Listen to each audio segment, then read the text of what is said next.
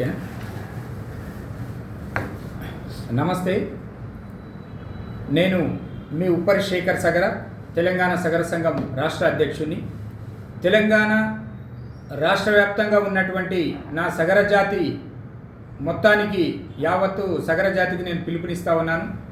రేపు రాబోయేటువంటి ఆదివారం రోజు 16వ తేదీన నాగర్ కర్నూలు జిల్లా సగర శంకారావం పేరుతోని బహిరంగ సభ నిర్వహించబోతుంది.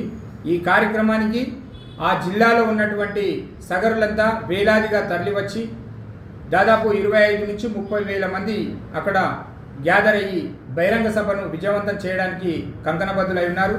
ఆ జిల్లా నాయకత్వం అహోరాత్రులు శ్రమిస్తూ ఉంది.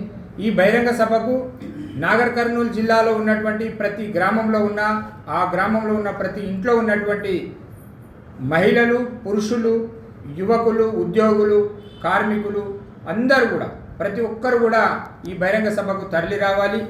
మీ వంతుగా మన యొక్క జాతి ప్రయోజనాలను దృష్టిలో పెట్టుకొని నిర్వహించేటువంటి ఈ బహిరంగ సభకు మన పిల్లల భవిష్యత్తును నిర్దేశించుకునే విధంగా మన యొక్క బల ప్రదర్శన చేద్దాం.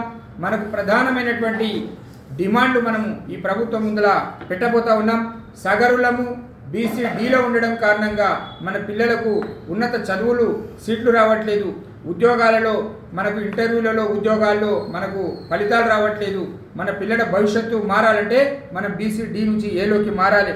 అదేవిధంగా మనకి ఇప్పటి వరకు వైఎస్ రాజశేఖర రెడ్డి గారు ఇచ్చినటువంటి ఫెడరేషన్ మాత్రమే ఉంది. దాన్ని సగర కార్పొరేషన్గా చేసి మనకు నిధులు కేటాయించి దానికి పాలక మండలిని ఏర్పాటు చేయాలని చెప్పి ప్రభుత్వం ముందు డిమాండ్ చేయబోతా ఉన్నాం. అదేవిధంగా గత ప్రభుత్వం జీవో నంబర్ 59ను మనకి ఇచ్చి మరి మనకు అన్యాయం చేసింది. ఆ జీవో 59ను సవరణ చేస్తూ 30% పనులు కనీసం ప్రభుత్వ కాంట్రాక్టు పనులలో మనకు రిజర్వేషన్ కల్పించాలనేటువంటి మరో ప్రధానమైనటువంటి డిమాండ్ ఉన్నది.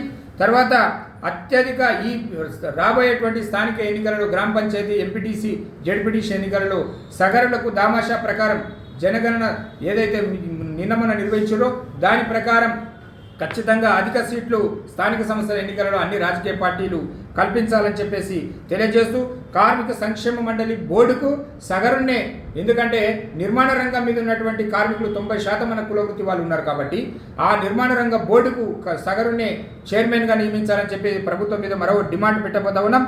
BC విద్యార్థులకు, ఉద్యోగులకు ఒక గుదిబండగా మారినటువంటి EWS ఏదైతే ఉన్నదో దాన్ని సవరణ చేయాలని చెప్పేసి మరో డిమాండ్ ఉన్నది. భవన నిర్మాణ కార్మికులుగా ఉన్నటువంటి సగరులు 50 సంవత్సరాలు దాటినటువంటి వాళ్ళను కేంద్ర ప్రభుత్వం ఇచ్చినటువంటి జీవో 27 ఆధారంగా వెంటనే రాష్ట్ర ప్రభుత్వం ఆలోచించి పెన్షన్ విధానాన్ని తీసుకురావాలని చెప్పేసి మరో ప్రధానమైనటువంటి డిమాండ్ ఉన్నది. నిర్మాణ రంగంలో నిర్మాణ పనులలో ప్రమాదవశాత్తు చనిపోయేటువంటి సగరులకు 25 లక్షల రూపాయల కనీస ఎక్స్గ్రేషియా కేటాయించాలని చెప్పి ఇవ్వాలని ఈ ప్రభుత్వం మీద ఈ డిమాండ్ చేయబోతా ఉన్నాం. కాబట్టి వీటన్నిటిని నెరవేర్చుకోవాలంటే మనం ఉద్యమ బాట తప్ప మనకు వేరే మార్గం లేదు. రాజకీయంగా, ఆర్థికంగా, ఈ సమాజంలో సామాజికంగా మనం సమానత్వం సాధించాలంటే ఇట్లాంటి బహిరంగ సభలను విజయవంతం చేసేందుకు ప్రతి సగరుడు ఇల్లు నుంచి మనం ఆ సభకు తరలి వచ్చి విజయవంతం చేయాలని చెప్పేసి తెలియజేస్తూ జై సగర, జై భగీరథ, సగరుల ఐక్యత వర్ధిల్లాలి. Thank you.